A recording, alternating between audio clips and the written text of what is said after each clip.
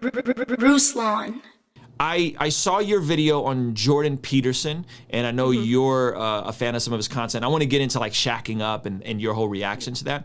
But it sounds like from his analysis that a lot of women have this overwhelming pressure to go and crush it in the career field and to go and be an independent woman. But they've done studies and they found out that most of these women also, by the time they're 30, want to settle down, have families, and almost take a big backseat to their career. So talk about that a little bit. I was very career focused. That's all I thought about. How can I raise the most amount of money? How can I be the top CEO in my field? How can I, just crush every goal that I had placed for myself? And I thought that was the epitome of what I wanted to reach, right? That was my goal. In my mid-20s, that was my goal. That was like, wow, I got here. Like I was in Huffington Post. I was written up in all of these articles, right? My company was funded. I had all of the things that I thought I wanted. And then I wake up and I'm like, wow, I'm still unhappy. Like, how is this possible? Like, I achieved all of these things. I have the accolades. I have the people that back me up. But what I want is marriage and children as well. Like, I don't just want to have the badges of honor and all this other stuff. I want something more. And so it really took an assessment for myself. In my late 20s specifically, where I was like, okay, if I don't make a shift here, we're going to end up at 40 years old with cats. And I didn't want that. because feminism, it was very ingrained in me. So, the more you are around those type of women that scream and preach, we're independent, get your money, get this. I'm like, well, yeah, that's great. But like, do you all have husbands? Like, do you want children? Like, what's the other side of this? And I had this real estate investor sit down with me. She was crushing in her field, right? She's like, I'm married. I never had children. You have to make that career, or you have to make that decision. You're picking your career. Yeah, you can have a husband, but you're never going to have a family at the same level that you want to like play the business, right? You either have to choose this or this. You can't have both. Wow. And I was like, wow, like someone finally like shot it to me straight, right? Yeah. And I was like, yeah, I don't want that. Wow, that gave me goosebumps. Just you saying that, because I don't think a lot of people are truthful about that in terms of like you can't have it all. I mean, I can't grow my business at the rate that I would like to grow it because I want to be more present for my 5-month-old, Yeah. I want to be more, more engaged. And I think that there are sacrifices that we all have to make to varying degrees. The last thing I want to ask you, sometimes the traditional roles of marriage or gender dynamics or whatever have you in a marriage, women would then think, well, I'm just not supposed to contribute. I'm not supposed to do anything. I'm not supposed to earn any money. Like, I'm just supposed to suppress my ability and talent. And what I obviously about you have a YouTube channel, you're entrepreneurial, you are earning and contributing. And so talk a little bit about that, because I think that's some of the false dilemma or the false dichotomy that's presented. My wife helps with our business. My wife does a little bit of part-time work at our church. Most women still contribute in some capacity, maybe not when they have like a baby or little kids, right? But talk about that and dispel some of that, because even though you're like, hey, my husband leads, yet you still contribute, and you're still a face, you're still on YouTube, your YouTube is exploding, you're contributing in a serious way. So just talk about that and kind of dispel that myth a little bit. Yeah, I think a lot of times when women hear the word submission, right, they think that, well, I guess I'm not working. I guess he controls my life, right. That, I'm just a doormat and I just have to like be at his beck and call.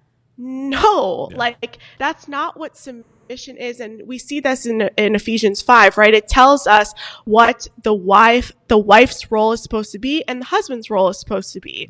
And I think a lot of times, like, this whole modern woman, she is now so independent, right? This whole, I'm a boss babe, I'm an independent, blah, blah, blah. Why would I give up my stuff for a man? Like, and you see this a lot of the time. That is what women say. They say, I'm not going to get married if I have to give up everything that I've got.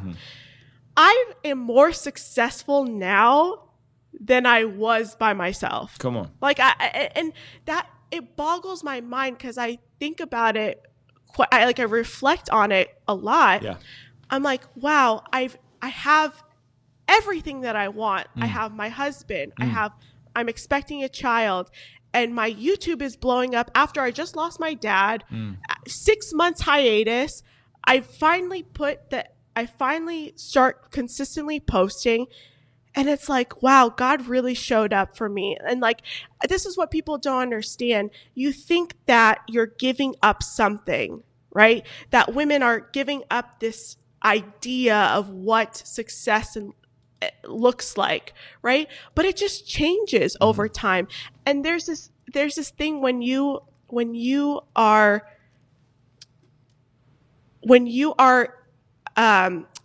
taking care of your husband, when you're taking care of the household, when you're eventually going to have kids, right?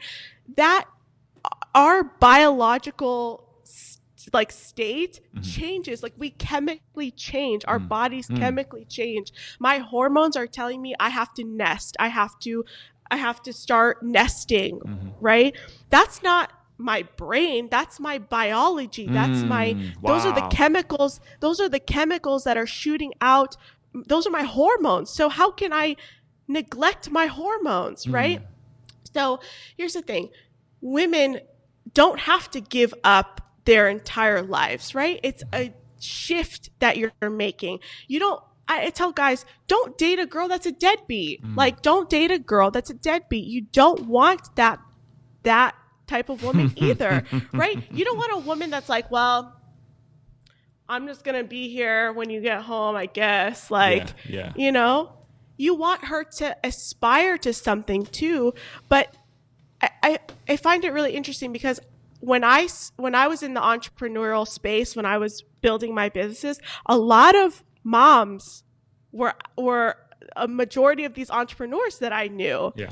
And I was like, wow, like, that's so cool. How do you balance like being a mom, being a wife?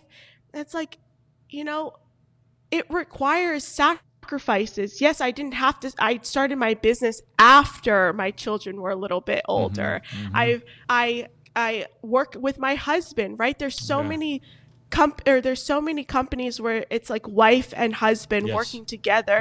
There's you contribute. She does the finances, he does like the operations, and they can work together in that way. It's such a beautiful thing when you can actually reinvest in your personal life as well, right? It's like the money stays in-house. Okay, you don't have to pay other people out of the house. And I want to really dispel that. Women, it doesn't mean that you just have to give up everything. You can still be ambitious. You can still have that drive. It changes though. The older you get, the more it changes. And when biology and when our actual like hormones kick in, I'm telling you, I had baby fever for like 6 months. I was like, I need a baby. I need a baby. I need a baby. And it's like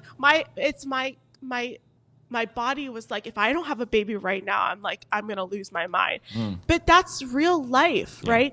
It happens for women earlier. It can happen later. You just don't want to happen too late in life, you know, especially for your first. That's what I try to tell women.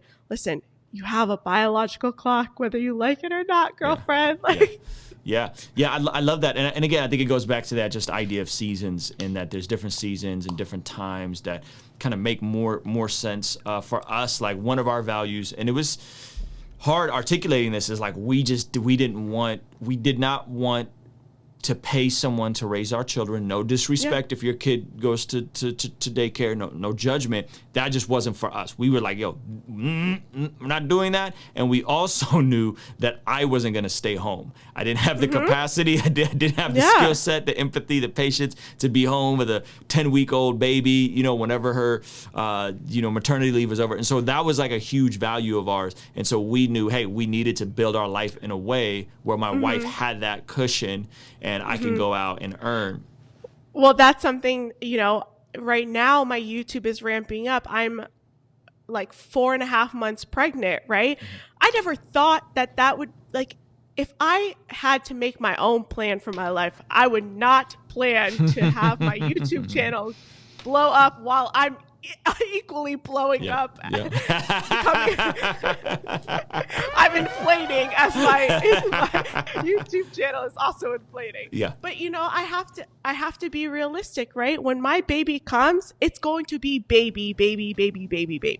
I'm so sorry. I tell my channel, I have been giving them a lot of that information ahead of time. Like, look, it's been very difficult to put out content because pregnancy is not easy on the body, right? Your wife went through this. It is not easy on the physical body. I get a lot of headaches. I'm going through a lot of different changes hormonally, right? But I know that this is a season where I need to invest in this. Amen.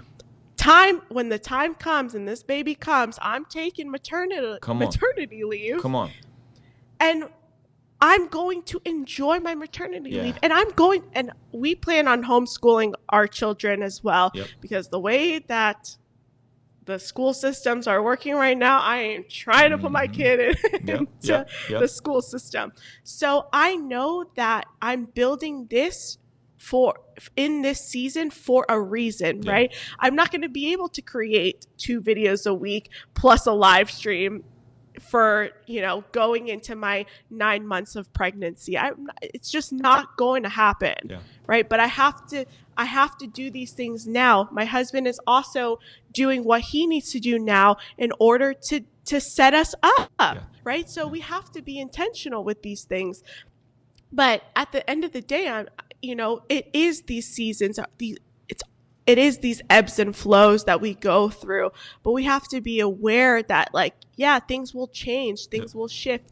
I know that come 9 months or 6 months from now, or 5 months from now, my channel's not going to be growing in the trajectory that it's growing now, and I'm okay with it. I think when people go through that really early in their career, like if they're 15, 16, maybe 18 years old, or even in their 20s, and they see that fast growth, they're like, I gotta go, like, you know, and then they get delusional because they think, wow, I'm now this person. So they create this whole like Jake Paul clout chasing, because it feeds their ego. And we need to, like, the ego, the flesh, the feelings, we need to have discipline. We need to have awareness. We have to have responsibility, accountability. I preach that all the time on my channel, right?